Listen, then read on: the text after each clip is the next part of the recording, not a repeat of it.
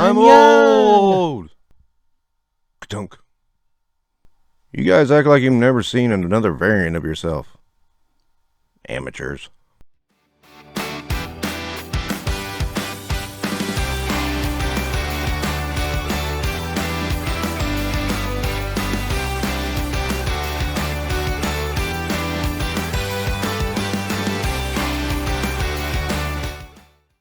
Hey everybody, welcome to Infinite Realms. It's Robert once again. And, okay, I don't know, I'm being grand. We have Loki, not my cat, the other Loki, classic Loki, from the Disney Plus wave. Of the two Disney Plus waves we're getting right in a row. Yay, Hasbro, for killing my wallet. Alright, so yeah, I've seen a few reviews on this and I kind of laugh because it's like, who wouldn't want a Richard E. Grant action figure?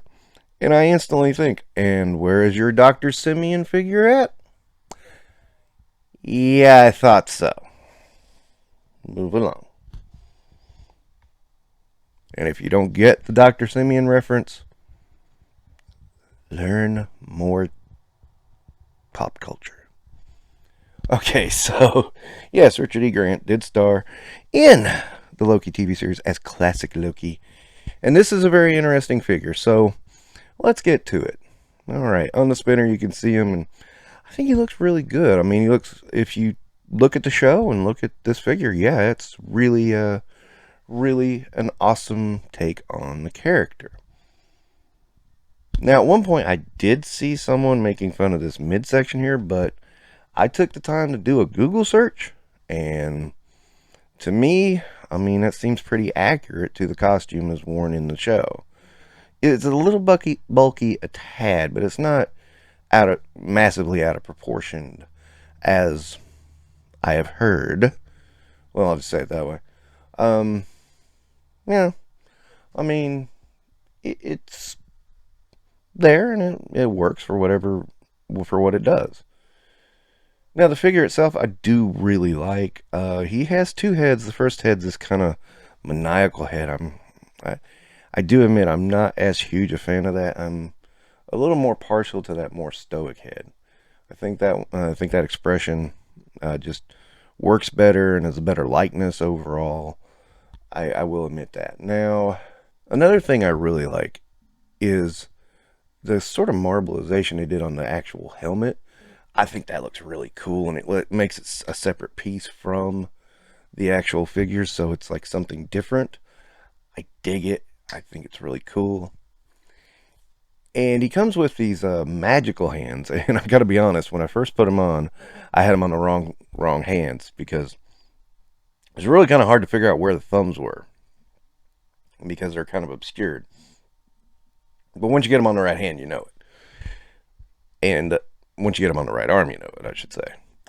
And what these little magical effects do is they really accentuate those crappy, fire effects, magic effects that we get with every magic user and fire user, and make them look a lot better, I think.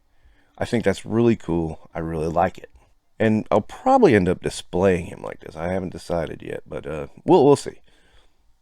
Another thing I like as a nice little touch is, of course, Loki was on a planet where it was really dusty and really dirty, wasn't any laundry around, and of course, he had some stains on his outfit, and there's some nice little touches of, I would say, wash or something that kind of brings that stain, puts that stain out. It's really cool. I like how they did it. It works. It's not overdone, because it wasn't overdone in the show. It was just slight. So, yeah, I really liked it. Okay, so here we have Loki beside a Loki. Well, how the tides have turned. And, of course, now, something you should point out is I do feel the comic scales do kind of boost up a little bit from the more MCU scales. That's just my thought. I mean, it seems like, the comic tries to make everybody taller than what they could be, and movies kind of get a little more realistic. And I don't hate that, but it's something to take note of. And, here I am, a guy who is not a big MCU guy, and boom, we got Ms. Marvel, Loki, and She-Hulk, soon to be, along with Moon Knight, Red Skull, and Zombie Iron Man. I mean, for a non-MCU guy, I'm buying a lot of MCU figures lately. I also bought Black Panther. I mean, yeah, jeez. And just for some normal comparison, here we've got Loki beside of Daredevil and Renew Your Vows, Spider-Man. So what do I think about this figure overall? I think he's a real good representation of the character in the movie. Again, that packaging is so easy to break into. It's really bad.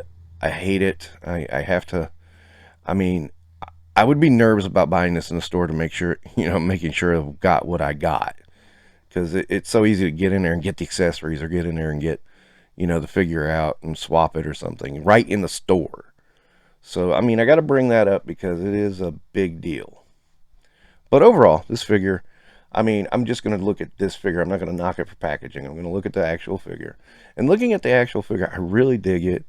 It's a good likeness. Fits perfectly with the show, I think. I'm going to go with a 4.5. Just, he's not the comic Loki, but he's pretty good. And I really like this part of the show when Loki ran into his variants. It was really kind of cool and funny and entertaining. So that will wrap it up for this episode of Infinite Realms. Don't forget to like and subscribe, which I should have told you at the beginning of the video. I'm going to get better at that, I promise. All right, have a good day.